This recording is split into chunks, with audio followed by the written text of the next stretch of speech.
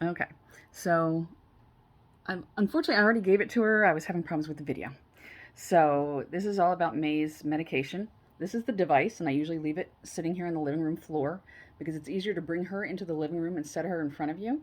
So when you set her down, you want her to sit in front of you with her butt towards you, because cats have a tendency when they don't want something, they'll back up. And this way it stops her from backing up.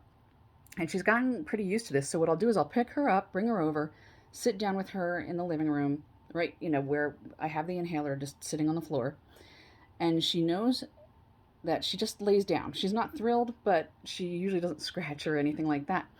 And so what you do is you just press this once, press it down once, like that. And what happens is the medicine goes into this container, and then it holds it so this way she can inhale it. So what you do is you end up putting this device over her nose and her mouth. And what that kind of helps with is cats have a tendency to gulp, so this would more than likely end up in her stomach instead of in her lungs, which is where it needs to go. So you hold this over her face, and it sits basically just below her eyes. And then there's this little flap that you, oops, at the very top, which I can't move, at the very top of the device. Let's see, I don't know if I can, sorry.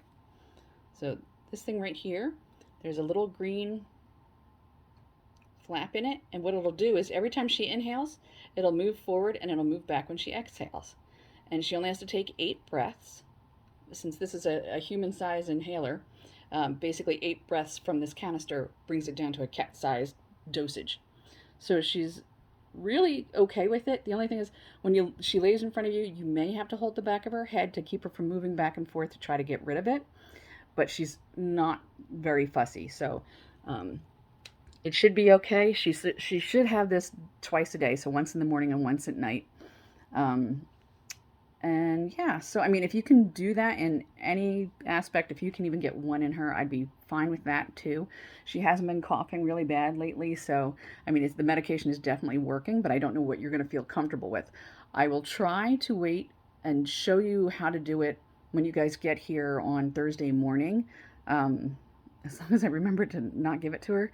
Unfortunately, I just gave it to her and I thought I had it recording and I didn't, so I didn't get to show that part to you. Um, yeah, but it's not that hard. But honestly, if you can't get this in her, she won't die without it. She'll just start coughing a lot more. And I think, with me being gone a couple of days, that won't be tremendously horrible. So, if you can, great. If not, I think we'll be okay without. So, yeah, but I will show it to you. Okay, thanks.